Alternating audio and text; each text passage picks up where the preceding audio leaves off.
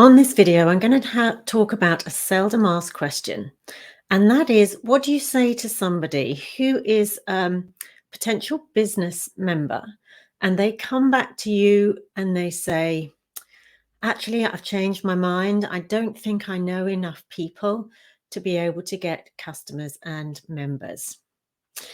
This has happened quite a few times, but I haven't had the question come back to me with from other members to say, what do I do? How do I cope with that?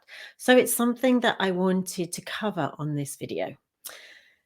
So the lead up to this would be you've obviously connected with this person.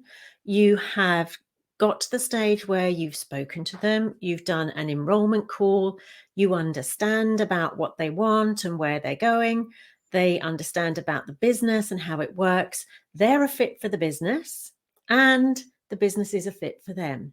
And they're very excited and they're enthusiastic and they want to get started. And maybe then a couple of days go by because they had to wait a period of time or speak to somebody. And they come back to you and they say, do you know what? I don't think I know enough people to be able to get customers and to be able to find members. I just don't think it's going to be something for me anymore. So I'm really sorry, but I'm not going to get started. Now, sometimes what's happened is I have said, thank you so much for letting me know. I really appreciate that. I totally understand. No problem. So that's one way of dealing with that situation, right? But it's not a very effective way for either of you because you know that this person is a fit for your business, is a fit for the business, and that the business is a fit for them and their lifestyle and who they are and how much it could do to change their life and the lives of the people that they know.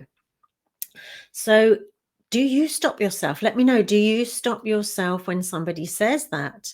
Or do you have a strategy where you know that you go about it a different way? And so they're the things that we're going to look at instead of just going, okay, thank you.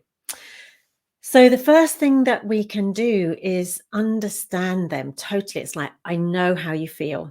I felt the same way when I first took a look at this. I was really enthusiastic. I loved the product line. I loved the way the business seemed to work. And I really felt it would fit in with who I am and my lifestyle. But I was too shy. Actually, that was my thing. I was too shy to be able to talk to people. Not that I didn't know anybody, but I did feel I don't know anybody. It was just, well, I've never even looked for that, right? So I can say I know exactly how you feel.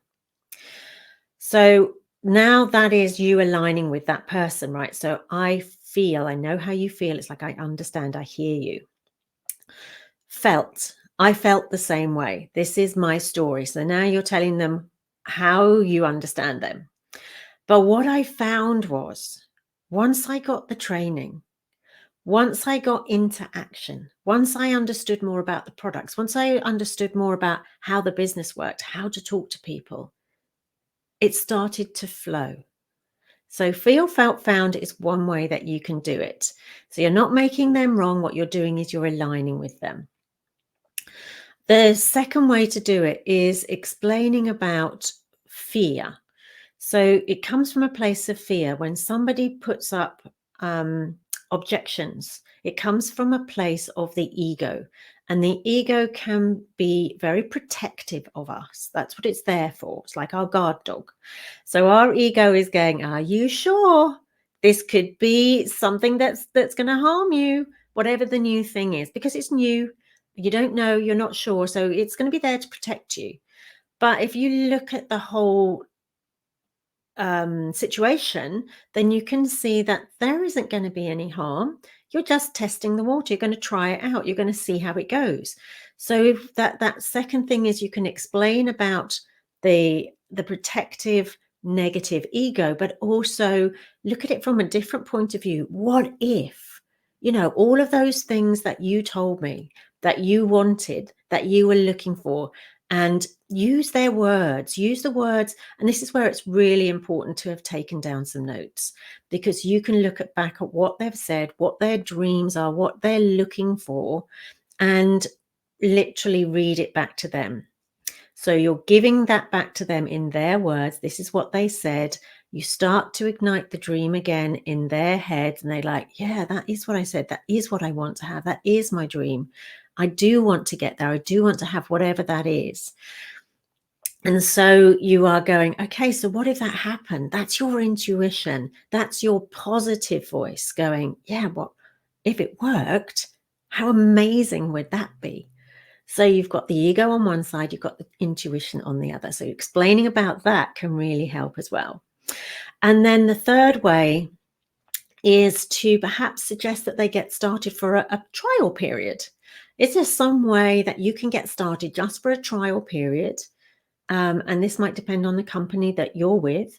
And just say, okay, let's do this for 30 days, see how we go, see how you get on with the training, see how you get on with the product. And it might be 60 days, it might be 90 days. And then at the end of that period of time, let's evaluate what's happened. Let's evaluate how you feel. And if it's not right for you, you know what? Is no problem. Nothing bad is going to happen. It's going to be absolutely fine. So they're the different ways that we can potentially deal with that situation when it arises. Now, people's fears will always come up, and they come up throughout a process. So understanding and knowing how you best deal with it, and it might be different for each person, or you just might know that that's the way that you're going to deal with it, and that's the way you're going to talk to them, because that way speaks to you, and that's how you would feel good about someone talking to you. So let me know which of these you feel would be best for you. That would be fantastic. And remember, they're looking for their limitations. What you're looking for is the diamond in them. You're seeing their potential. They're seeing their limitations. So there's a gap there. So we want to narrow that gap to a place that feels safe for them and is a place that we can move forward with them. So I hope that helps, and I wish you an absolutely awesome day.